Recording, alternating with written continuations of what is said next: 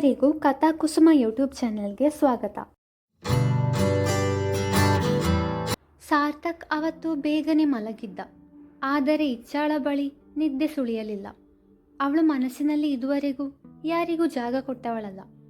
ಮದುವೆಯಾದ ಮೊದಲ ದಿನಗಳಲ್ಲಿ ಸಾರ್ಥಕ್ನ ಕೋಪದ ಮೇಲೆ ಕೋಪವಿದ್ದರೂ ದಿನಗಳು ಕಳೆದಂತೆ ಅವನ ಒಳ್ಳೆಯತನವನ್ನು ಕಂಡು ಅವನನ್ನು ಅರ್ಥ ಮಾಡಿಕೊಳ್ಳಲು ಪ್ರಯತ್ನಿಸುತ್ತಿದ್ದಳು.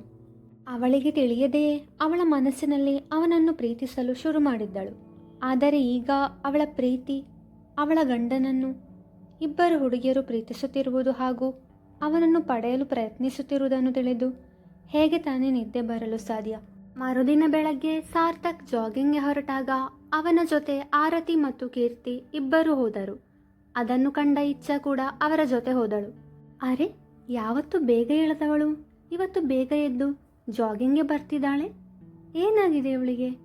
ಇವತ್ತು ಸೂರ್ಯ ಯಾವ ಕಡೆ ಹುಟ್ಟಿದ್ದಾನೆ ಎಂದು ಸಾರ್ಥಕ್ ತನ್ನಲ್ಲೇ ಹೇಳಿಕೊಳ್ಳುತ್ತಿದ್ದರೆ, ಪಾಪು ಬಾವ ಎಲ್ಲಿ ಕಳೆದೋಗಿದ್ದೀರಾ ಎಂದು ಕೀರ್ತಿ ಪ್ರಶ್ನಿಸಿದಾಗ ಏನಿಲ್ಲ ಎಂದು ಉತ್ತರಿಸಿದ.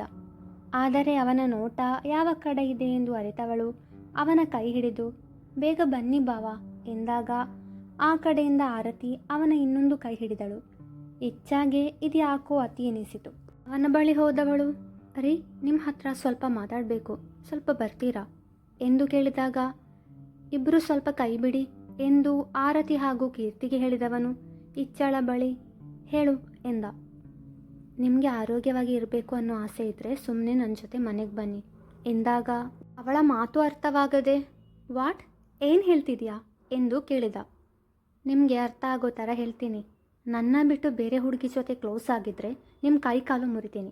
ಅದಕ್ಕೆ ಹೇಳಿದ್ದು, ನಿಮಗೆ ಆರೋಗ್ಯವಾಗಿ ಇರಬೇಕು ಅಂತ ಆಸೆ ಇದ್ದರೆ ಸುಮ್ಮನೆ ನನ್ನ ಜೊತೆ ಮನೆಗೆ ಬನ್ನಿ ಎಂದಳು. ಏನಂದೆ? ನೀನು ನನ್ನ ಕೈ ಕಾಲು ಮುರಿತೀಯಾ? ಬೇರೆ ಹುಡುಗಿ ಜೊತೆ ಕ್ಲೋಸ್ ಆದರೆ ಹಾಗೆ ಮಾಡ್ತೀನಿ. ನಾನು ಬೇರೆ ಹುಡುಗಿ ಜೊತೆ ಕ್ಲೋಸ್ ಆಗಿದ್ದರೆ ನಿಮಗೇನು? ನಾವು ಜಸ್ಟ್ ಫ್ರೆಂಡ್ಸ್ ತಾನೇ. ಫ್ರೆಂಡ್ಸ್ ಅಷ್ಟೇ ಅಲ್ಲ, ನೀವು ನಾನು ನಿನ್ನ ಗಂಡ. ಯಾಕೆ, ಮದುವೆ ಆಗಿದ್ದು ನೆನಪಿಲ್ವಾ? ಮದುವೆ ಆಗಿದ್ದು ನೆನಪಿದೆ, ಆದರೆ ನಾವು ಒಂದಿನ ಕೂಡ ಗಂಡ ಹೆಂಡತಿ ಥರ ಇರಲಿಲ್ಲ ಅಲ್ವಾ? ಯಾರು ಹೇಳಿದ್ದು? ನಾವು ಯಾವಾಗಲೂ ಹಾಗೆ ತಾನೇ ಇದ್ದಿದ್ದು. ನಾನು ತಪ್ಪು ಮಾಡಿದಾಗ ನೀವು ಸಹಿಸ್ಕೊಂಡ್ರಿ, ನಿಮ್ಮ ಕೋಪವನ್ನು ನಾನು ಸಹಿಸ್ಕೊಂಡೆ. ಪರಸ್ಪರ ಅರ್ಥ ಮಾಡ್ಕೋತಾ ಇದ್ದೀವಿ ಅಷ್ಟೇ ಅಲ್ಲ, ಪ್ರೀತಿ ಮಾಡ್ತಾ ಇದ್ದೀವಿ ಎಂದು ಇನ್ನೇನೋ ಹೇಳುತ್ತಿದ್ದವಳನ್ನು ತಡೆದವ. ಏನಂದೆ? ಪ್ರೀತಿನಾ? ನಮ್ಮ ಮಧ್ಯೆ ಪ್ರೀತಿ ಇದೆಯಾ? ನಿಮ್ಮ ವಿಷಯ ನಂಗೆ ಗೊತ್ತಿಲ್ಲ ರೀ, ಆದರೆ ನಾನಂತೂ ಯಾವಾಗಲೂ ನಿಮಗೆ ನನ್ನ ಮನಸ್ಸು ಕೊಟ್ಟಾಗಿದೆ ಎಂದು ಮನಸ್ಸಿನ ಮಾತನ್ನು ಗಟ್ಟಿಯಾಗಿ ಹೇಳಿದಾಗ ಅವನ ಮುಖದಲ್ಲಿ ಕಿರುನಗೆ ಮೂಡಿತು. ಕಣ್ಣಲ್ಲಿ ಖುಷಿಯ ಹೊಳಪು ಕಂಡಿತು. ಇಚ್ಛಾಳಿಗೆ ತಾನು ಏನು ಮಾತನಾಡಿದೆ ಎಂದು ಅರಿವಾದಾಗ ಅಲ್ಲಿಂದ ಜಾಗ ಖಾಲಿ ಮಾಡಲು ಯತ್ನಿಸಿದಳು. ಆದರೆ ಅವನು ಅವಳ ಕೈ ಹಿಡಿದೆಳೆದ. ಎಲ್ಲಿ? ನನ್ನ ಮುಖ ನೋಡಿ ಇನ್ನೊಂದು ಸಾರಿ ಹೇಳು ಎಂದ. ಏನು ಹೇಳಬೇಕು? ಅದೇ ಪ್ರೀತಿ.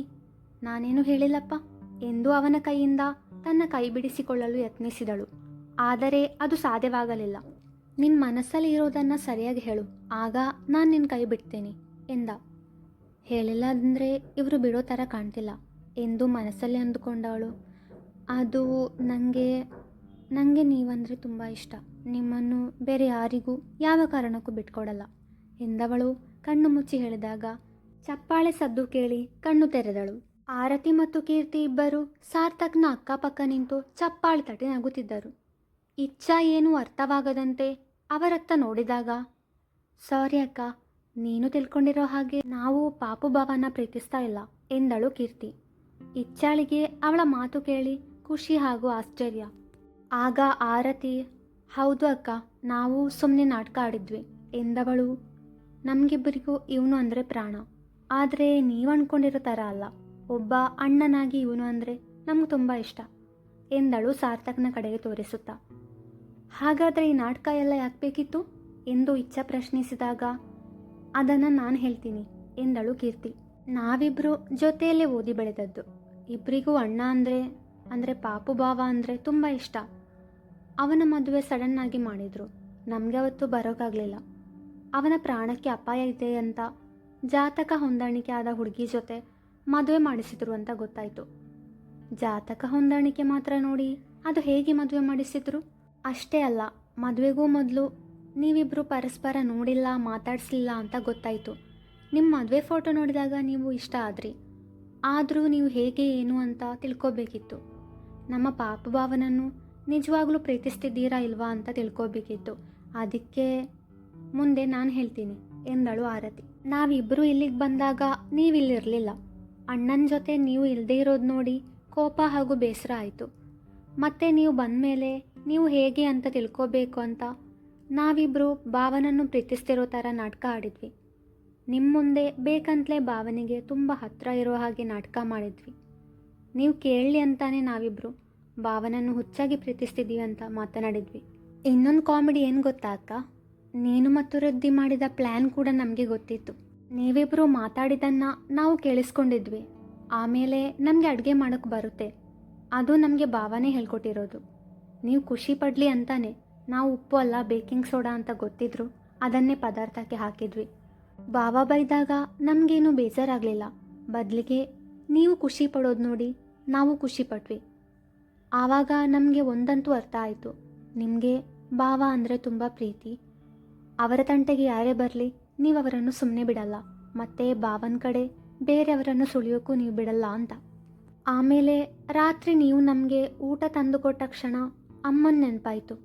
ನಾವು ಮನೇಲಿ ಊಟ ಮಾಡದೆ ಮಲ್ಗೋಕೆ ಅಮ್ಮ ಬಿಡ್ತಾ ಇರಲಿಲ್ಲ. ನಿಮ್ಮ ಗಂಡನ ಮೇಲೆ ನಾವು ಕಣ್ಣು ಹಾಕಿರೋದು, ನಿಮ್ಮಿಂದ ಅವರನ್ನು ದೂರ ಮಾಡೋಕ್ಕೆ ಪ್ರಯತ್ನ ಪಡ್ತಿರೋದು ಗೊತ್ತಾದ ಮೇಲೂ ನಾವು ಹಸಿದಿರಬಾರ್ದು ಅಂತ ನಮಗೆ ಊಟ ತಂದು ಕೊಟ್ರಲ್ವಾ, ಆವಾಗ ನಿಮ್ಮ ಗುಣ ಏನು ಅಂತ ಅರ್ಥ ಆಯಿತು. ಇವಾಗ ಜಾಗಿಂಗ್ಗೆ ಭಾವನ ಜೊತೆ ನಾವು ಬಂದಿದ್ದೆ ನೀವು ಹಿಂದೆ ಬರ್ತೀರಾ ಎಂಬ ನಂಬಿಕೆಯಲ್ಲಿ. ನೀವೇ ನಿಮ್ಮ ಪ್ರೀತಿನ ಹೇಳಬೇಕು ಎಂಬ ಪ್ಲ್ಯಾನ್ ಸಕ್ಸಸ್ ಆಯಿತು. ದಯವಿಟ್ಟು ನಮ್ಮನ್ನು ಕ್ಷಮಿಸಿ.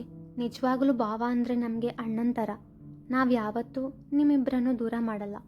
ನಮ್ಮಿಂದ ನಿಮ್ಮ ಮನಸ್ಸಿಗೆ ನೋವಾಗಿದ್ದರೆ ರಿಯಲಿ ಸಾರಿ ಎಂದವಳು ಸಾರ್ಥಕ್ನ ಕಡೆಗೆ ನೋಡಿ, ನಿಮಗೆ ಒಳ್ಳೆ ಹೆಂಡತಿ ಸಿಕ್ಕಿದ್ದಾಳೆ, ಅವಳನ್ನು ಜೋಪಾನವಾಗಿ ನೋಡ್ಕೊಳ್ಳಿ ಭಾವ ಎಂದಳು. ಸಾರ್ಥಕ್ಗೆ ನಿಜವಾಗಲೂ ಇಷ್ಟೆಲ್ಲ ನಡೆದಿದೆಯಾ ಎಂದು ಆಶ್ಚರ್ಯವಾಯಿತು. ಇಚ್ಛಾಗೆ ಮುಜುಗರವಾಯಿತು.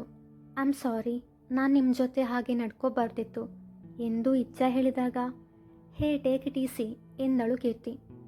ಇಬ್ಬರು ಇಚ್ಛಾಳನ್ನು ತಬ್ಬಿಕೊಂಡರು. ಅವಳಿಗೆ ತಿಳಿಯದೆ ಅವಳ ಕಣ್ಣಂಚು ಒದ್ದೆಯಾಯಿತು. ಮನೆಗೆ ಹೋದ ಬಳಿಕ ಆರತಿ ಹಾಗೂ ಕೀರ್ತಿ ತಮ್ಮ ಮನೆಗೆ ಹೊರಡಲು ಅನುವಾದರು. ಇಚ್ಛಾ ವೃದ್ಧಿಯ ಬಳಿ ನಡೆದ ವಿಷಯವನ್ನು ಹೇಳಿದಳು. ಅವಳಿಗೂ ಬೇಸರವಾಯಿತು. ಎಷ್ಟು ಹೇಳಿದರೂ ಇಬ್ಬರೂ ಕೇಳಲಿಲ್ಲ. ತಮ್ಮ ಊರಿಗೆ ಮರಳಿದರು. ವೃದ್ಧಿ ಇಚ್ಛಾಗೆ ಸಮಾಧಾನ ಮಾಡಿದಳು. ಮುಂದುವರಿಯುವುದು. ಈ ಕತೆ ನಿಮಗೆ ಇಷ್ಟವಾಗಿದ್ದರೆ ಲೈಕ್ ಮಾಡಿ, ಶೇರ್ ಮಾಡಿ, ಕಮೆಂಟ್ ಮಾಡಿ. ಹಾಗೆ ಈ ಚಾನೆಲ್ನ ನೀವು ಸಬ್ಸ್ಕ್ರೈಬ್ ಮಾಡಿಲ್ಲ ಅಂದರೆ ಸಬ್ಸ್ಕ್ರೈಬ್ ಮಾಡಿ. Thank you.